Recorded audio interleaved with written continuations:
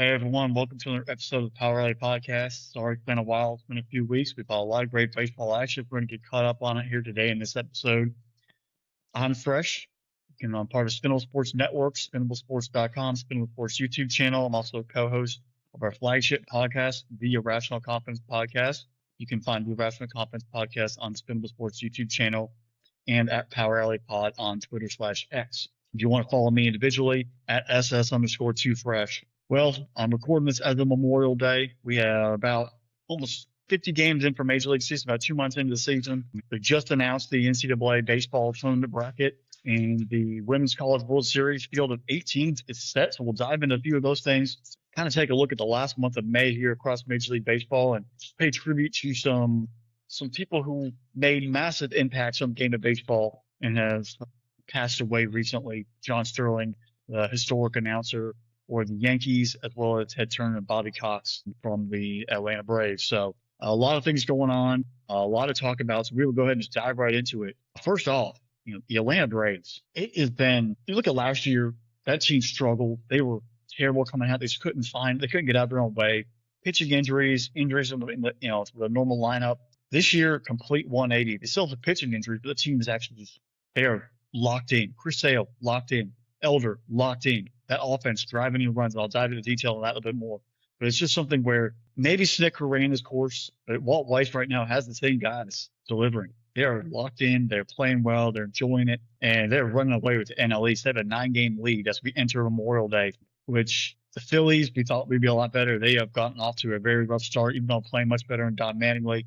The Mets have been terrible. The Nationals coming into Memorial Day are in second place in the division. So it just shows that, how you respond, things, the way the ball bounces, things happen. You just got to keep powering through. So the Atlanta Braves been off to a great start. I'll go into a little more detail, but later is one thing. But then recently, Bobby Cox and Ted Turner almost within a week of each other. If you aren't aware, Ted Turner bought the Braves. Turner Sports, CNN, all that stuff, TBS. The Braves on TBS every single night at 7:05 was not just a regional thing. It was a national broadcast. The Braves became a national team. That's why their fan base is huge. The Yankees built it because of history. The Dodgers built it because of history.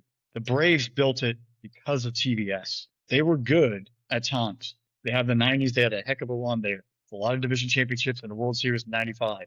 But TBS built them. They didn't have these regional, whatever the sports networks are. They've gone from Fox Sports, wherever, to FanDuel Sports, now to all being streaming services through MLB.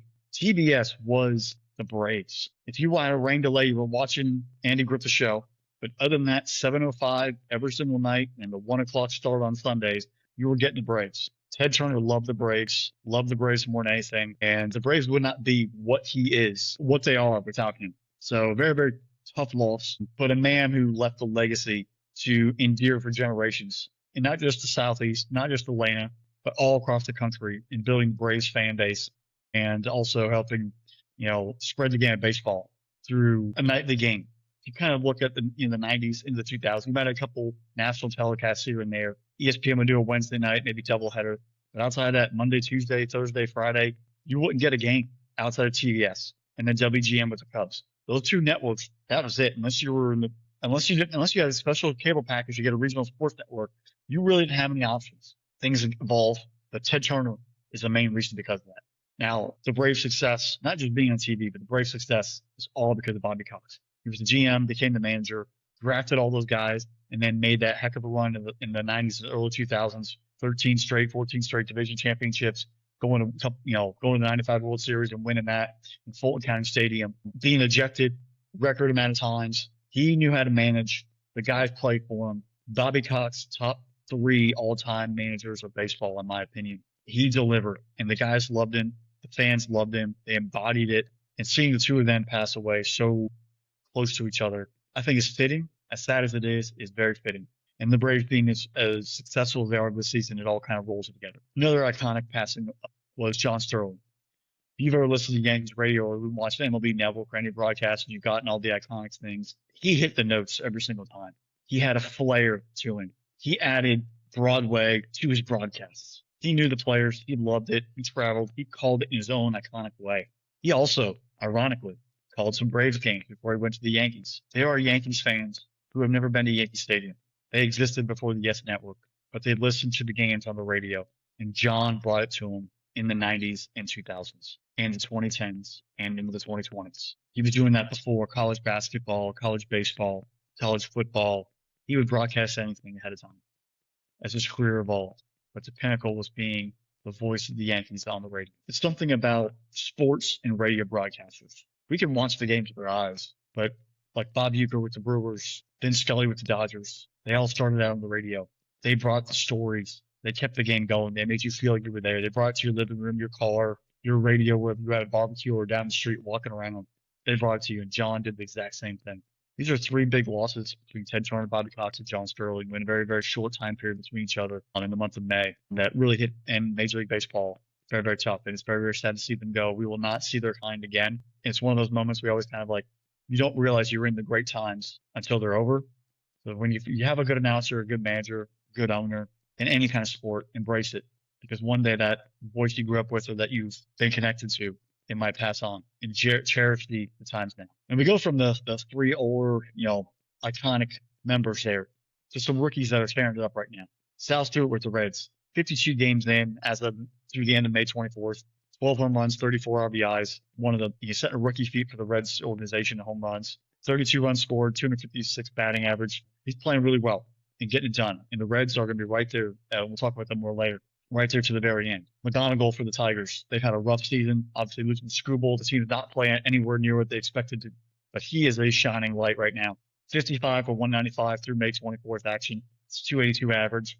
32 runs scored, 12 doubles, 2 triples, 3 home runs, 19 RBIs, 31 walks. If he can get that team going, and this team can sort of tread water for a little bit in June, July, until Screwball comes back, hopefully he does come back.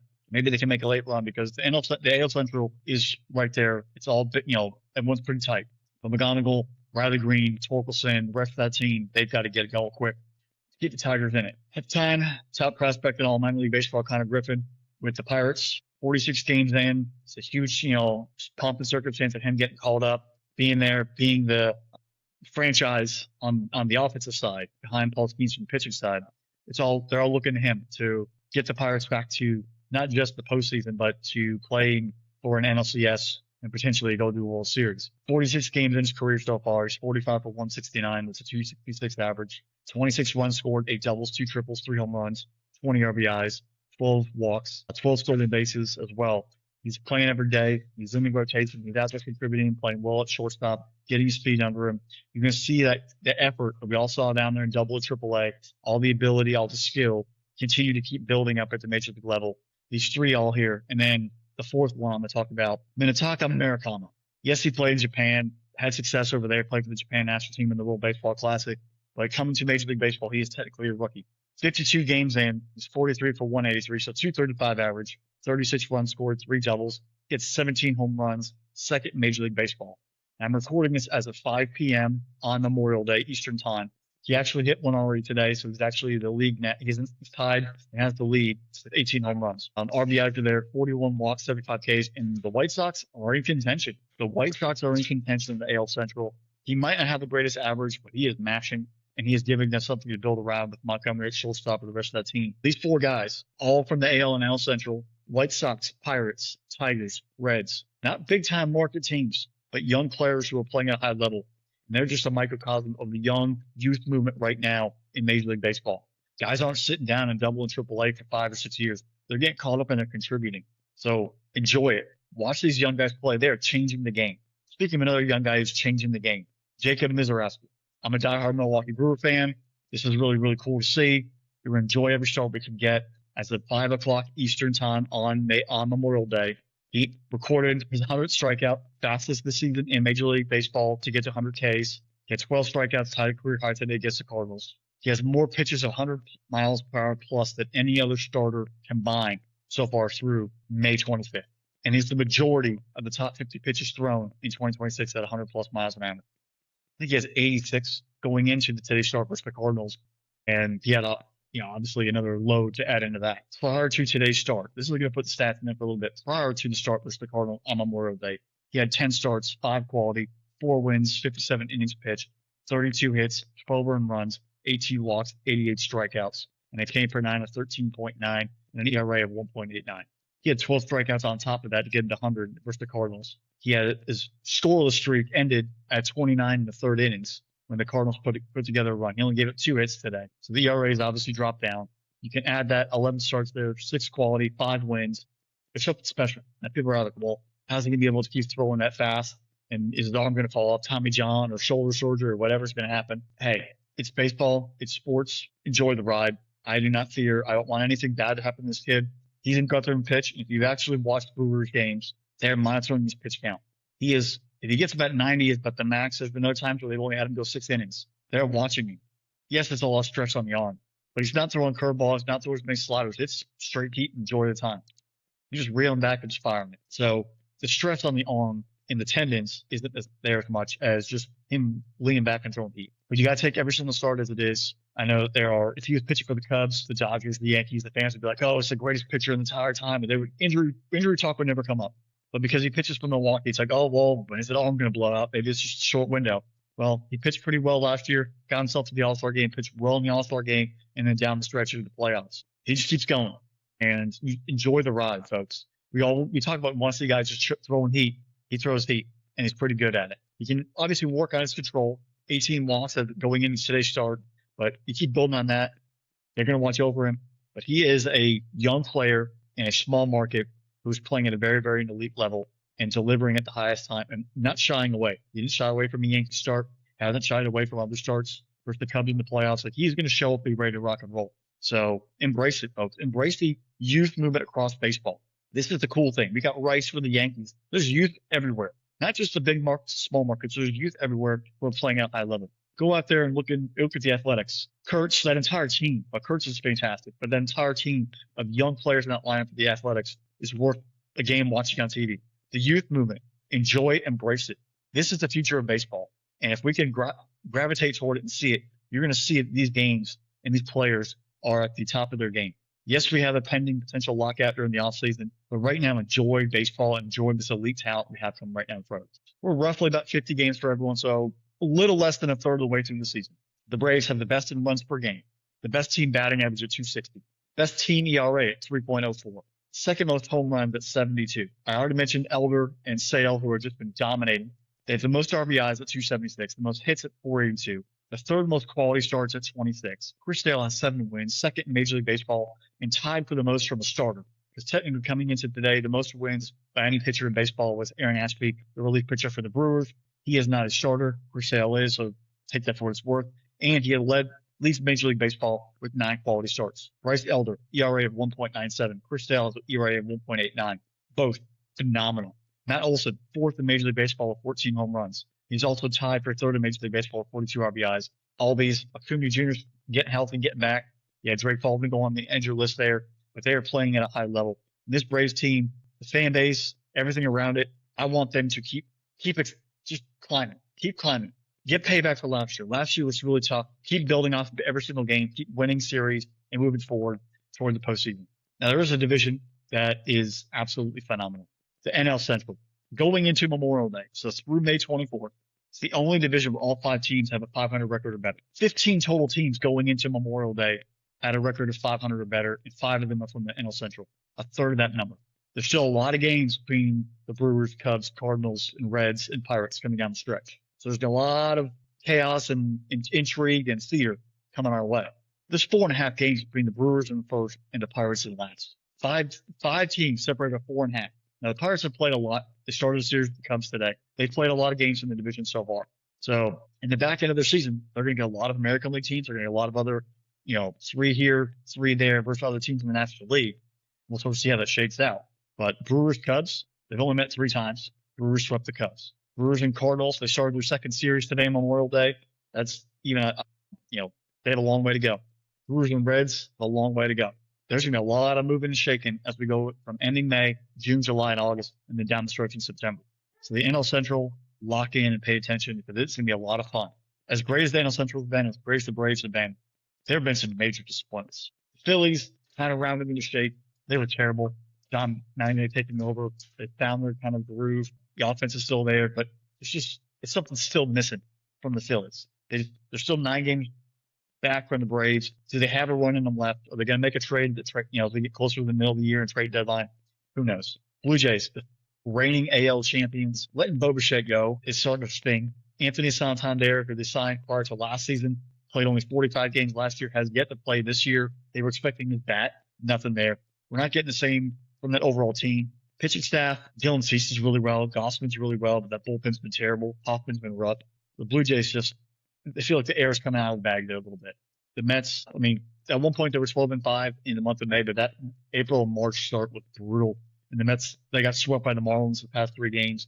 There's a lot of rough times in Queens right now. They have, I'm not saying the season's over. There's still about 110 games to go, roughly. The rest of the way, anything can happen in turning around. But for all that talent, there's just something missing with the Mets right now, and that team just is in a funk. The Red Sox, another team in a funk. Injuries, obviously, the pitching staff and some players hurt. Garrett Crochet been out for a little bit, but they are dead last in the American League East, and I don't really think that they're going to be able to catch up with the Rays and the Yankees down the stretch. I think they're aligned to their fate. And as we know, the Fenway Sports Group, there's issues with the Red Sox. They did fire Alex Cora, and they're trying to figure that out. And that manager, and that they need to sort of clean house there. And I think they also need to take their same advice. If I'm a Liverpool supporter as well, and get Arne Slot out and kind of clean house there at Liverpool after a terrible 25-26 season. But Fenway Sports Group is ruining 2 very proud franchises on the 2 ends of the pond. Astros, littered with injuries. The team has been brutal. Hunter Brown not playing has been tough. The one bright spot, Jordan Alvarez, who came back after last year having an abysmal season, is crushed with the ball. But the young guys just aren't playing there. Jeremy Pena's dealing with injuries. They haven't got their feet under them. A long way to go for the Astros, and they've had a lot of success, but they're looking really tough. And I mentioned the Tigers. The Skubal injury is really bad. It's just, if he comes back, he's free agent. Does he even want to rush back? Does he have that dedication to the Tigers? Are the Tigers even in it for him to come back? If the Tigers aren't in it, there's no point rushing back. You just get yourself healthy, get a couple starts into you, and then go into the offseason and get paid. The Tigers, just a lot of expectations and they're failing to deliver. On the bad side, there's always good. The Guardians and White Sox, I mentioned the American League Central. We talk about Mays, talking about Skeens, all these other great pitchers. Gavin Williams for the Cleveland Guardians is an absolute stud. Absolute stud. My co-host in the Irrational Confidence podcast, Seth, grew up in Northeast Ohio, big Cleveland Indians fan, Cleveland Guardians fan. The Guardians and the Brewers are very, very similar. Cleveland and Milwaukee are very, very similar when it comes to the baseball team. They develop their players. They play hard. They go all 27 outs, all 9 innings. If you need more, they got you for more. They're not going to have all the superstars. Yes, they have Jose Ramirez. The Brewers have some young players, but the grit of each of those franchises built in pitching development and showing up every day and playing to win today. Not worry about tomorrow. Play to win today. Everybody contributes. Guardians are in a great spot, and they're there in the end of the year to make a playoff run like they've been there the past 2 years. The White Sox, all that young talent playing at a high level right now. They're pitching, they're hitting. Colson Montgomery at shortstop. And I thought he would have been up last year making a contribution. He kind of worked himself in. This year, he's arrived. We already talked about Murakama. That entire team is feeling it. Young guys playing together. There's a vibe on the south side there. And they can see it right now. The Royals aren't playing really well. The Twins aren't playing well. The Tigers are struggling. The White Sox have a chance. Like, it goes from being young and fun to, man, we actually have a chance to go get some of this. So see what happens down the stretch. But there's talent, and it's starting to show up. Tampa Bay Rays, always the underling. I always keep saying, you know what, the Rays, the Guardians, and the Brewers, very, very similar. They just develop players, and they just get it done. They figure it out. They get guys in the lineup. They contribute a single here, a walk there, a double there, a stolen base, driving some runs. We had out preventers. We have out getters. They play the way the game should be played. They have 34 wins. Most of the American League have a 4.5 game lead on the Yankees at the end of May 24th coming into Memorial Day. Yes, the Yankees had some injuries with Reed coming down and getting Garrett Cole back, and who knows what we'll see down the stretch. But the Rays got to a fantastic start, and they're feeling the vibes once again. The Athletics in first with 2.5 game lead on the Seattle Mariners. The little team there in the process of going from Oakland to currently in Sacramento on their way to Vegas in the next couple of years. That lineup of young guys who are most of them under contract, they're mashing. They are pitching well in the bullpen. Starting rotation's actually giving us some decent innings. The Athletics are a fun team to watch. If you have MLB.TV or you see them on TV, watch the Athletics. They have young guys who get it after it every single day. They don't know any better, and they play at a high level. And there's a common theme right there. Guardians, White Sox, Rays, and Athletics. They don't know any better. Nobody expects them to be great. They're not the Boston Red Sox. They're not the New York Yankees. They're not the Detroit Tigers. They're not these fancy teams from these Big Ten cities outside of Chicago.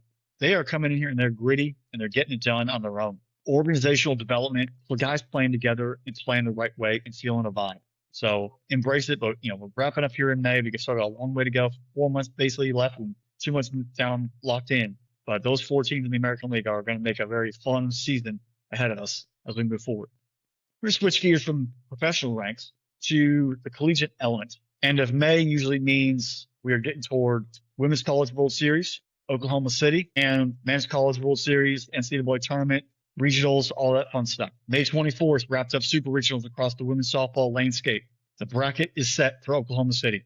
We have 8 teams, 5 from the SEC, 2 from the Big Ten, 1 from the Big 12. UCLA, Tennessee, Texas, Mississippi State, Arkansas, Nebraska, Texas Tech, and Alabama are your 8 women's softball teams who are going to be competing for a national championship in Oklahoma City. If you have not watched softball, these girls can play. They can rake, they can pitch, they will play defense, and there's energy. Starting May 28th through June 5th, ESPN, ESPN2, check it out. You're going to be very, very entertained. You're going to see some very, very talented players. The one that really intrigues me, the first series, UCLA has a record-setting offense. They just scored over 630 runs this season, which is insane. They're taking on the number 1 overall seed, Alabama, in their first game. Now, if you haven't also been involved in softball or any of that, it's 2-loss elimination. The 2 teams that survive play in championship or best of 3 series and varying. If you lose the first game, you go to the loser's bracket. You keep playing on. 2 losses, 0-2 barbecue mentality. But if you keep winning, keep going back and forth, you keep playing it on. 2 teams eventually will meet in the championship series, best of 3, and go from there. So you have your initial pairing, and you kind of make it through. As I read through, Tennessee's been there before. UCLA's been good. Nebraska's been solid. Texas Tech was there last year, played for a championship, lost to Texas. But the best story outside of Texas Tech and Florida fans and players wanting to fight each other in the Gainesville Regional, Super Regional this past weekend, which there's videos online. There's a lot going on there. If you remember the Kings back in the day, Jason Williams, White Chocolate, his daughter played at Florida. She transferred to Texas Tech. Words were said between both those teams. And his daughter was thrown out a few times by the Florida Gators. So there's a lot of fire. And that was pure entertainment. Texas Tech at the last lap. But Mississippi State upsetting Oklahoma. Oklahoma at one point had won 3 straight national championships. And they were a semifinalist last year. They have not been shut out since 2019, and they have not missed the Women's College World Series in Oklahoma City since 2016. They've been a Final 8 team since 2016.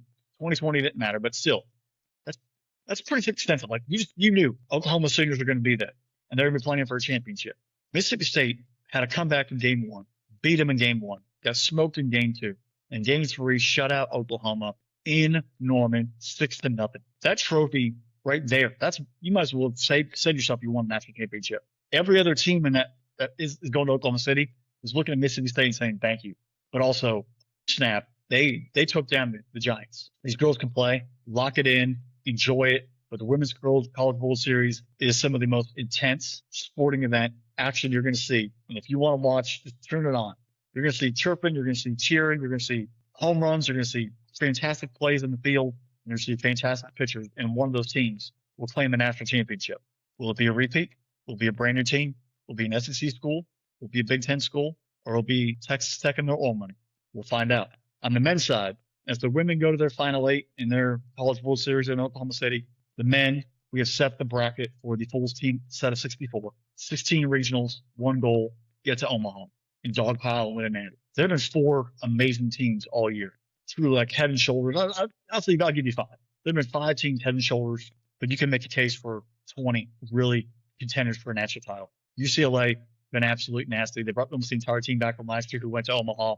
They rolled through the Big Ten, regular season and tournament champions with Big Rock at shortstop.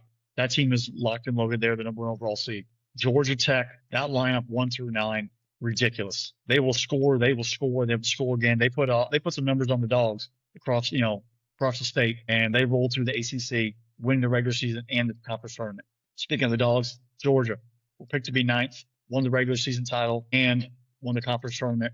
They're the 3rd overall seed. Auburn, I'll give you credit for the 4th overall seed. North Carolina is also extremely talented.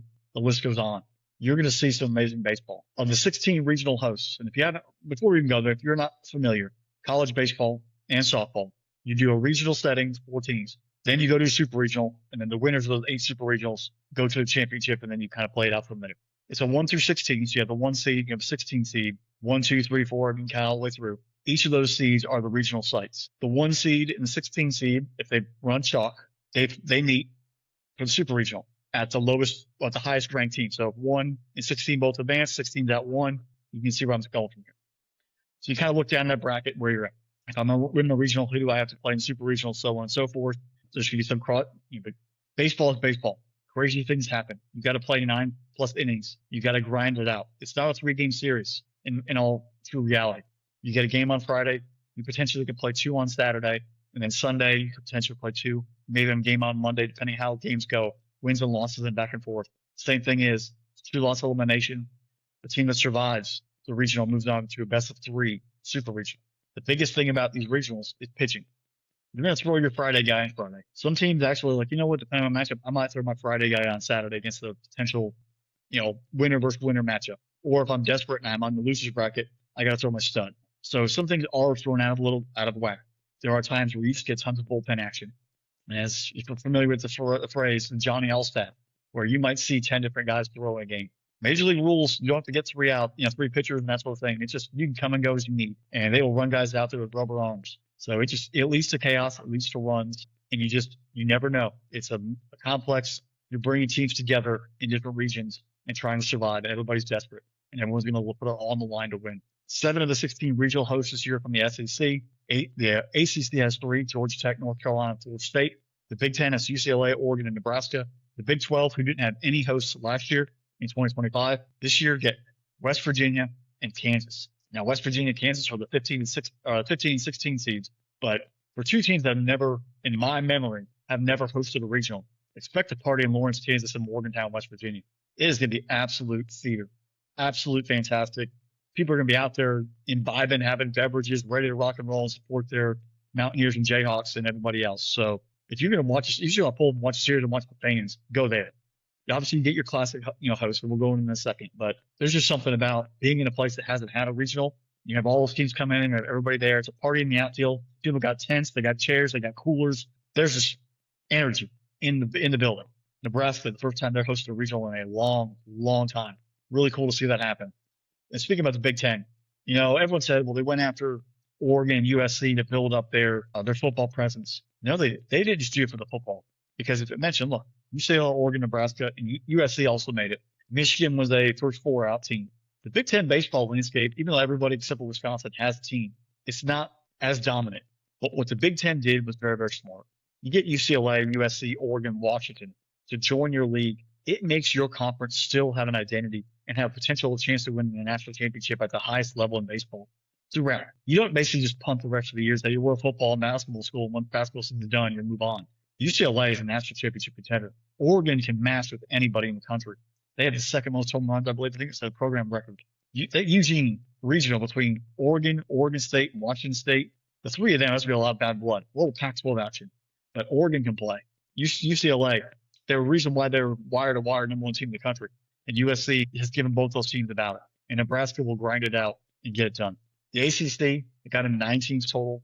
3 have regional hosts. Georgia Tech's a machine. North Carolina they have pitching for days.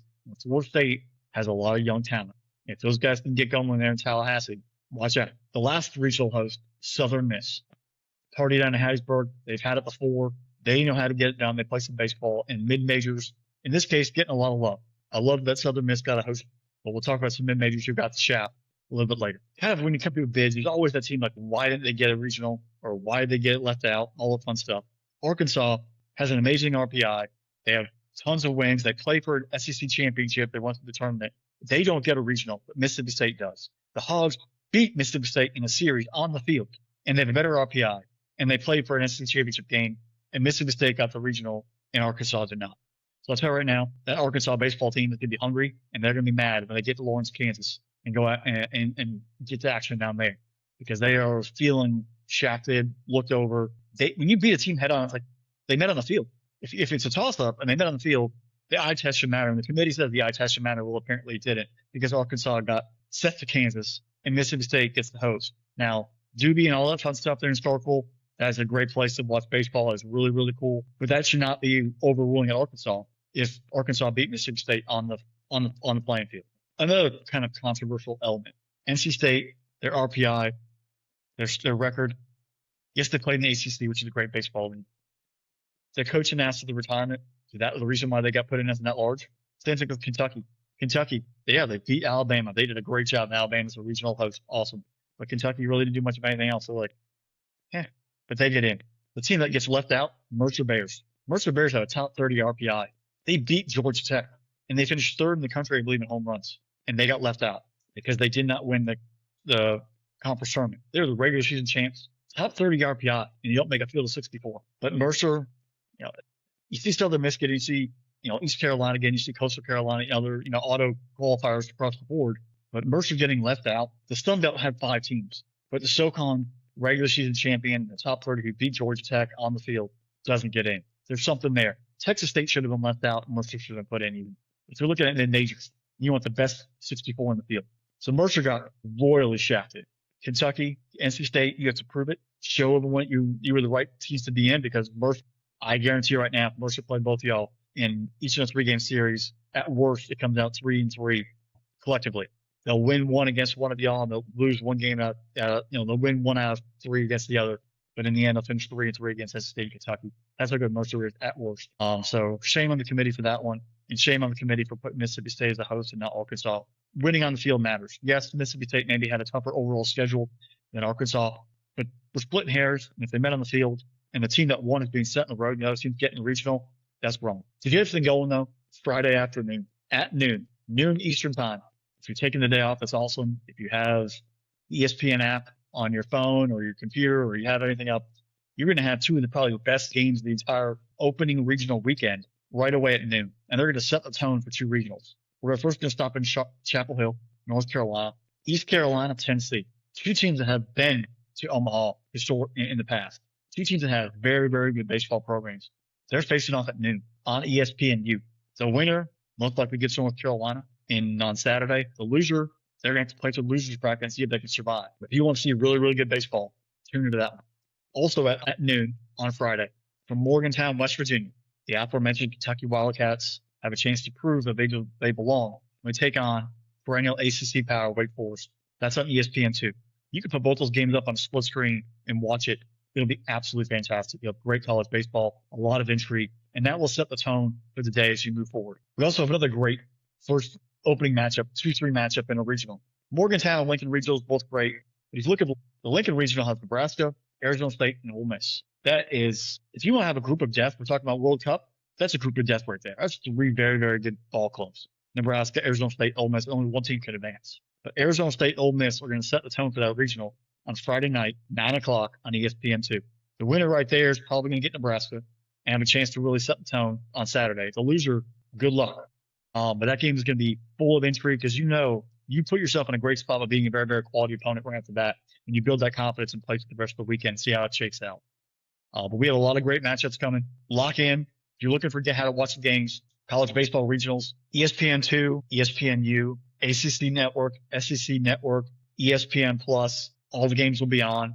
ESPN's probably going to have all the softball action. So if you're flipping through channels, that's what they're going to be. As of May 24th, so my top 25 is not going to actually reflect the way the regional host and everything played out. It's a little bit different. But my top 25 as of May 24th, number 1, UCLA, number 2, Georgia Tech, number 3, Georgia, number 4, North Carolina, Auburn at 5, Texas at 6, Texas A&M at 7, Oregon State at 8, Southern Miss at 9, West Virginia at 10, Arkansas at 11, Kansas at 12, Alabama at 13, Florida State at 14, Mississippi State at 15, Florida at 16, Oregon at 17, Nebraska at 18, USC at 19, Ole Miss at 20, Oklahoma State at 21, Arizona State at 22, Cincinnati at 23, Coastal Carolina at 24, and Tennessee at 25. When we get to our next episode, we're going to have a lot of great recaps on what happened in the regional weekend and what's going on in the Women's College World Series. But there's just embrace it. It's a lot of fun. Went through my top 25 for baseball. Do my top 10 power rankings for Major League Baseball here as of May 24th. My number 1, Atlanta Braves. 2nd, LA Dodgers. Tampa Bay Rays at 3. New York Yankees at 4. Cleveland Guardians at 5. Milwaukee Brewers at 6. San Diego Padres at 7. St. Louis Cardinals at 8. Chicago Cubs at 9. And the Arizona Diamondbacks round out my top 10. My bottom 5, the worst are the Angels. Poor Mike Trout. I'm so sorry for you, bro, but that team's awful. The Tigers, the Rockies, Giants, and the Astros in the bottom 5 right there. We're wrapping up May, two months down, 4 months to go. A lot of things coming up. We're getting close to the All-Star voting and All-Star game. And then from there, we'll have a great stretch run to the trade deadline. Thanks for joining on the Power Alley Podcast. We're connected to Spinnable Sports Network. You can check us out anytime through Spinnable Sports YouTube channel. If you're looking for the Irrational Confidence Podcast, we just dropped a World Cup preview. The World Cup will be here starting June 11th. Get over there, check it out. We talk every single team in the field, some cool things. We also compare some of the international clubs to college football teams and what's that comparison and how they relate. You can also find us on Twitter/X at IR Confidence Pod for the Irrational Confidence Podcast, at Spinnable Sports for SpinnableSports.com and Spinnable Sports YouTube channel. Power Alley Podcast is at Power Alley Pod. Hit us up on Twitter/X. And if you're looking for me, I'm at SS_2Fresh. I'm the contributor to SpinnableSports.com and all the podcasts we have on that platform. Until next time, we'll get more chatter from Power Alley. Talk to y'all later. Bye, y'all.